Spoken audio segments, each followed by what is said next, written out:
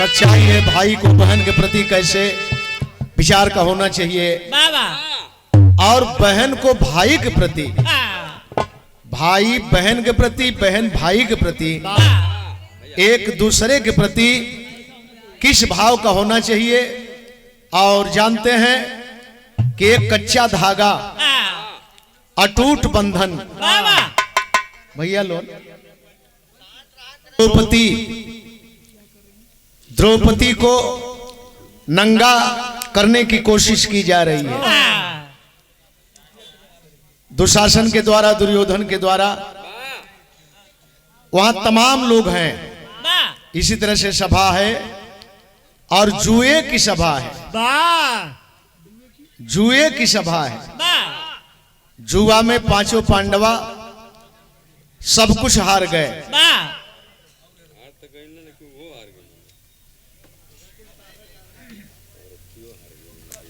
हाँ तो ही तो कह रहे हैं कि सब कुछ हार गए। हम कहीं दूसरा बात बताओ है। हाँ जब सुनत आवत रहे रास्ता भरम जले कि वो पैर तोड़ दिमाग है वो तो हम बताते हैं कि सब कुछ हार गए। तो सब कुछ में वो अलग थोड़ो बा। जिस समय लोगों की मौजूदगी में पकड़ करके जबरी घसीट करके सभा के बीच में लोगों के सामने लाया गया और यह आदेश किया गया कि नंगा करके घुमा दो। भाई भाई के आदेश का पालन करते हुए आखिरकार अपने ही परिवार की उस दुल्हन का वस्त्र पकड़ लिया। अब जब सारी पकड़ लिया, खींचने लगा, बेचारी तड़प रही है, रो रही है, बिलक रही है, दुहाई दे रही है, कह रही है। कैसे कह रही है?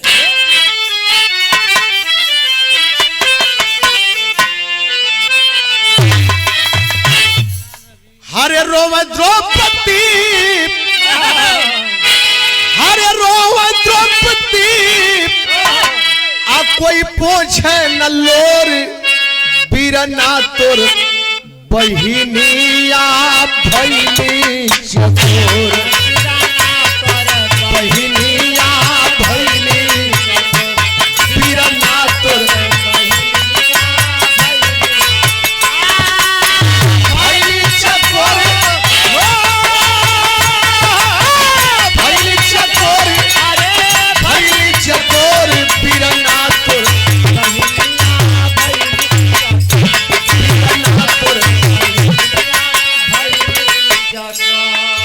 कोई चारा नहीं चला। और जब विवस्ता की खाई बहुत गहरी हो गई तो लोगों के तरफ मुखातिब होकर के इशारा करके कह रही है और एक भाई की तरफ दिल दिमाग जाता है। यही संकेत करती है दादा भीष्म द्रोण, दादा भीष्म द्रोणाचार्य पुजारी,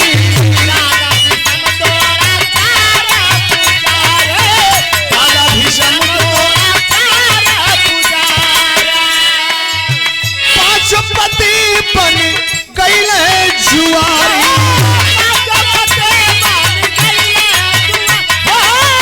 पांचपति बन जो जिस भीष्म के बाण में भुजा में रक्षा करने का संकल्प था, कूट कूट को भरा था, रोम रोम में भरा था, वो भी वहां है। द्रोणाचार्य, कुलगुरु कृपाचार्य, यंगराज, ऐसे महारथी वहां है। पांचपति बन गए जुआरी,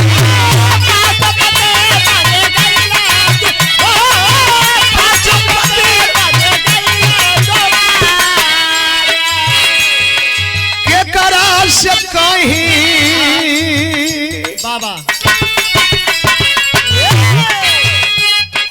के करा से कहीं कोई लौके न मोर, बीरना तोर बहिनिया भैली चकोर, बीरना तोर बहिनिया भैली चकोर, बीरना तोर बहिनिया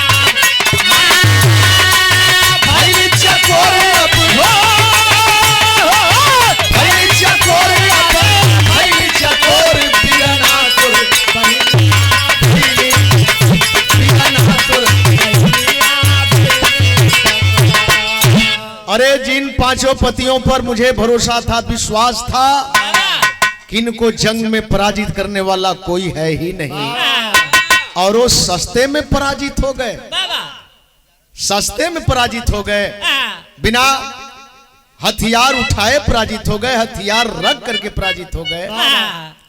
इतना ही नहीं, मैं देख रही हूं यहाँ की हालात कि जंघिया पापी जब ली है पैठाई, जंघिया पापी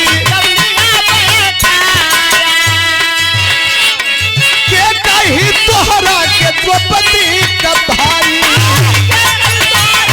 द्रौपदी का भाई,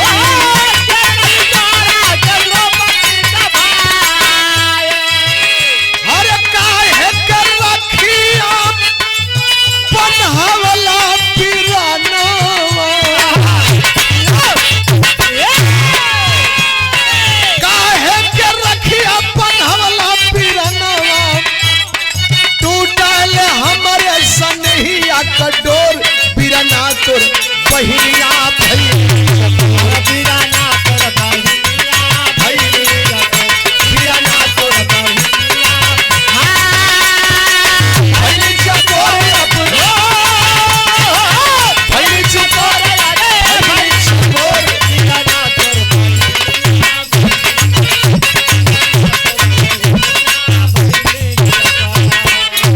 प्रण किया है, प्रतिज्ञा किया है सामने दुर्योधन, अगर नंगा करके जंघा पर बैठा लेगा तो क्या आप को लोग हमारा भाई कहेंगे या हमसे पूछेंगे कि तुम्हारा भैया कृष्ण है, तो मैं कौन सा जवाब दूंगी।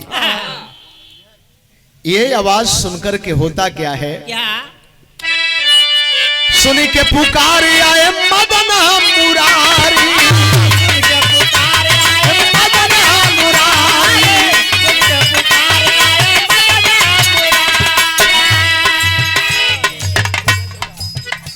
ये बड़े भैया राजू सोनकर बरौना चौराहा से हमारे बड़े भाई हैं, सम्मानित है, सम्मान है, हम लोगों का सम्मान किए, आपका सम्मान है। जब जब भी हम लोग आते हैं यहाँ पर, लोग कम जरूर होते हैं, लेकिन जितने लोग होते हैं बिरहा बिरहा के भाव को सुन करके कलाकारों का सम्मान करते हैं। बारे मिर्जापुर की धरती दादा की धरती है और महान है, अब महान आप लोगों के जरिए है। ये 100 रुपया पुरस्कार बड़े भैया सोनकर साहब का सादर सम्मान भरौना की माटी से।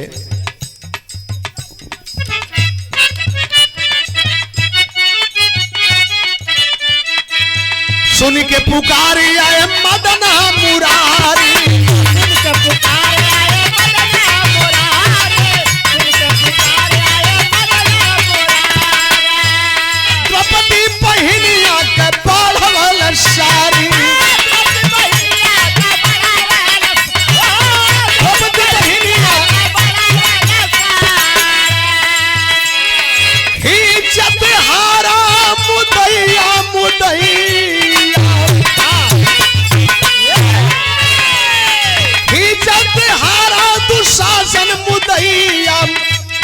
लग गई एक बार सरिया का ढेर, बिरना तोर बहिनिया भइली चकोर, बिरना तोर बहिनिया भइली, बिरना तोर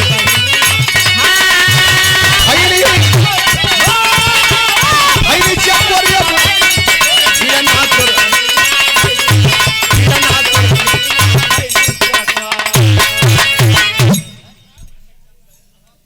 काहे के रोकत हुआ दिल वाले, ये सब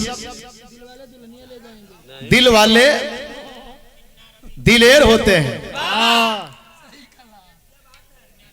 दिल वाले दिलेर होते हैं, पैसा रुपया सब कमाला, भैया रोकत हुआ, रुपया पैसा सब कमाला, लेकिन दिल केहू केहू के पल्ले होला।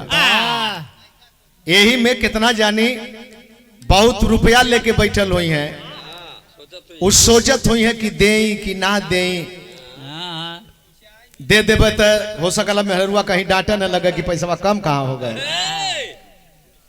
आज देवे वाला रहला कौनो परवाह ना करला। भैया वो ना देवे वाला रहला वो चोरी करला। आज देवे वाला रहला मेहरारू भी ना रोक सकती। कैसे रोकी है हो? मर्द का हमारे सम्मान है, मर्द का हमारे पगड़ी है, मर्द का हमारे मोछ है, मर्द का हमारे पानी है। समाज जानत हो, जमाना जानत हो, तय काहे बदे रोकत हुआ? देखे भाव देखे, इसीलिए कहा गया है खींचते हुए दुशासन पस्त हो गया, परेशान हो गया, थक पक पसीना चल रहा है, लाचार होके गिर गया। लोग आपस में तर्क वितर्क करने लगे, सारी बीचे नारी है कि नारी बीचे सारी है, सारी ही की नारी है कि नारी ही की सारी है। समझे में ना आवत था कि द्रौपदी में सारी है कि सरिये में द्रौपदी है, कि पूरी सारिये का द्रौपदी का शरीर है। आय हाय अंतिम समय में वही पीताम्बर आता है, लेकिन हमारे गवले का मतलब, कहले का मतलब आज हम जौने चीज के मान के चलत है। बड़े भैया चिन्ना भारती भरौना चौराहे से ये तीसरा चौथा पुरस्कार हमारे सहोदर भ्राता गार्जियन महोदय की तरफ से, गार्जियन की तरफ से बहुत बहुत सादर सम्मान करते हैं। भाव पर भावावेश होकर के आपने सम्मान किया है और ये 200 रुपया पुरस्कार बहुत बहुत प्रणाम करते हैं। माता रानी कृपा बनी रहे और अखाड़े का मर्यादा, ये चौराहे का मर्यादा, मूर्ति सामने सरदार साहब कहो ना, तय सुख हमन से हमन आजे ना पीछे होते, यही तरह करे में वही जन पीछे हो गए नहीं जा, वही जन पीछे हो गल गल, नहीं तो एक वोट वाला प्रधानमंत्री बने, 11 वोट वाला आउट हो जाए। सुख वही जन भइल और वही के आज मन खोजत है जा। भैया उसी चीज को आज हम लोग खोज रहे हैं। वही जन अगर सच्चों का तैयारी हो गई हो, क्योंकि 3 मेंबर चुनाव लड़े थे ना, जिन्ना, जवाहर और सरदार वल्लभ भाई पटेल, 3 आदमी, 15 मेंबर थे, वोटिंग करना था, जे मैन ज्यादा वोट पा जाई वह प्रधानमंत्री बनी, पहला प्रधानमंत्री। लेकिन 11 ये पाए, 2 एक जगह गया, जवाहर साहब के यहाँ गया और जिन्ना साहब के यहाँ गया। अब सोचे जिसका ज्यादा है, जब यही बात तय थी तो अधिकार सौंपना चाहिए ना। लेकिन राष्ट्रपिता नजदीक गए, कहला कि तो के गृह मंत्रालय निकलगी, तो के गृह मंत्रालय निकलगी, प्रधानमंत्री तो केहू बन जाई। देखा है हमन का भुलावा का बात, प्रधानमंत्री तो केहू बन जाई, लेकिन जब ले गृह मंत्रालय सुदृढ़ ना रही तब ले देश सही ना चल पाई। आमन भुला गए जा कि चला गृह मंत्रालय देखल जाई, नहीं तो आज ही दशा शायद ना हो। क्या बात है? गुरु गणेश राम लाल मुस्काए, गुरु गणेश राम लाल मुस्काए, गुरु गणेश राम लाल मुस्काए, चंद्रिका विमल के सबके सम्मान भाए, चंद्रिका विमल के सबके सम्मान भाए, टूट नहीं लाल